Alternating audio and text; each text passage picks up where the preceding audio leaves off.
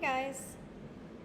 So in this particular video, we're going to talk for just a few minutes about the statement of purpose / study plan essay that some universities in Taiwan and China might require from you as you're applying to those schools.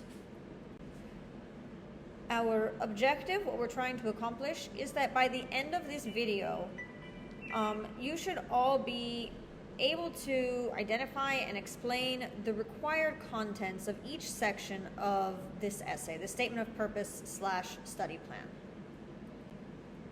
So this essay contains 4 main sections. It starts with a statement of purpose or a statement of motivation. And this is kind of similar, I would say, to the autobiographical essay or to the UCAS essay that you would use to apply in the UK. This is about 1 page where you'll talk about your background, why you've chosen this particular course of study. You'll talk a little bit about how you've prepared for this particular major, and how you see yourself using it after you graduate.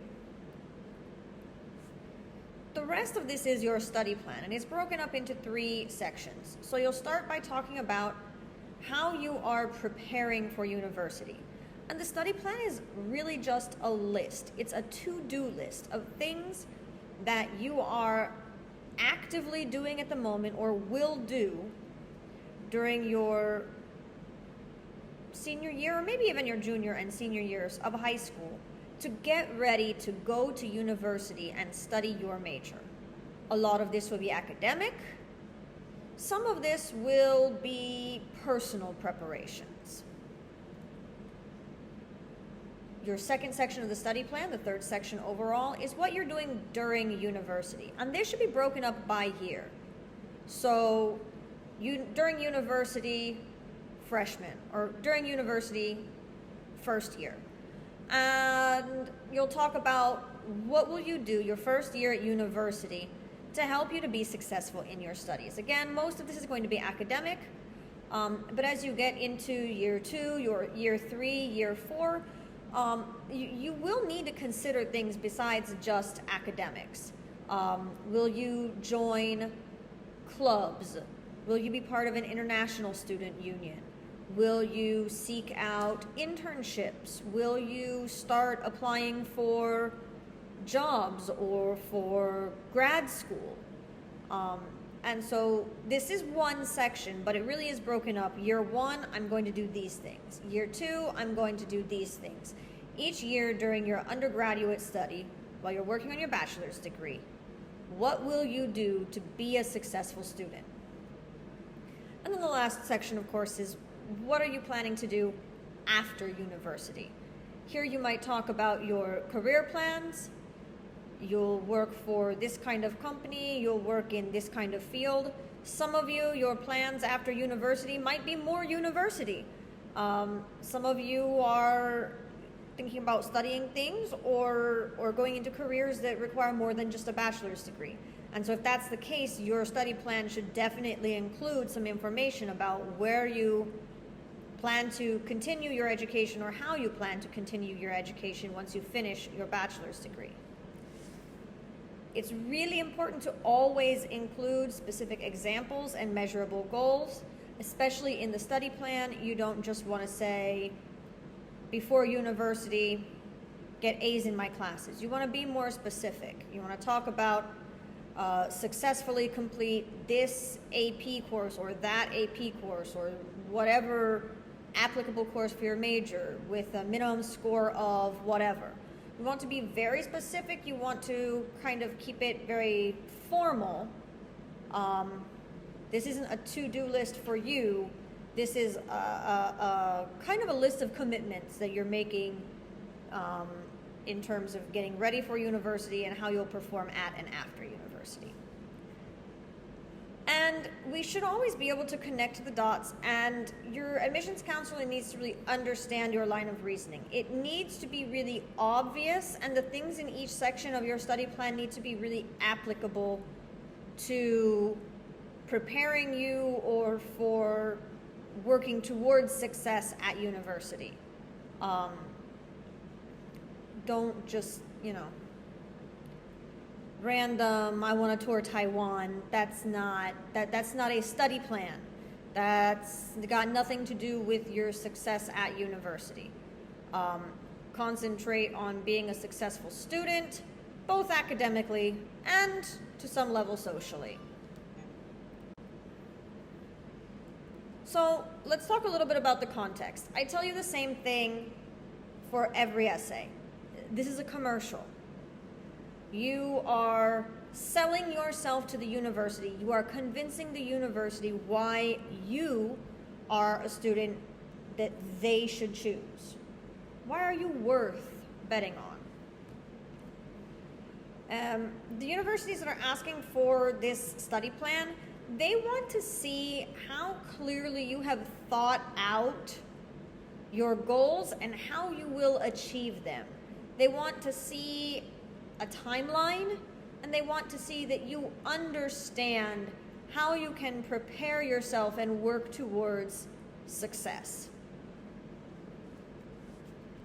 And lastly, I do want you to be sure to, as you're writing your statement of motivation, your statement of purpose, as you are thinking about the things that you will list, especially in your before, but also in your during and after, make sure that you are creating an avatar that is the you that you want to present to universities. If this is a commercial, we want to showcase your best and most important aspects. Remember, we did the brag sheets. Remember, we did the brainstorming activities. I need you to think about those things and really showcase your best selves.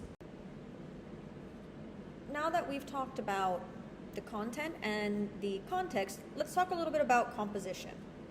I want to start by pointing out what I think is obvious by now. This is not a 5-paragraph essay. What you've practiced as far as writing an argument essay, introduction, body, conclusion, that this is not that. I don't want you to start every paragraph with a topic sentence and then give examples and explanations.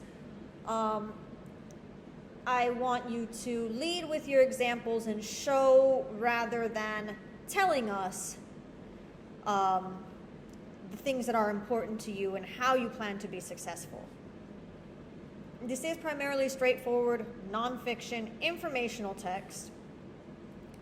You may use short sections of narrative storytelling in your statement of purpose while you're talking about your motivation. You might have a quick little anecdote about why you're interested in this particular topic. But overall, that shouldn't be the focus of this essay. The format for this one is a little bit interesting. Your first page, that statement of focus, your statement of purpose needs to be written in normal essay form, paragraphs.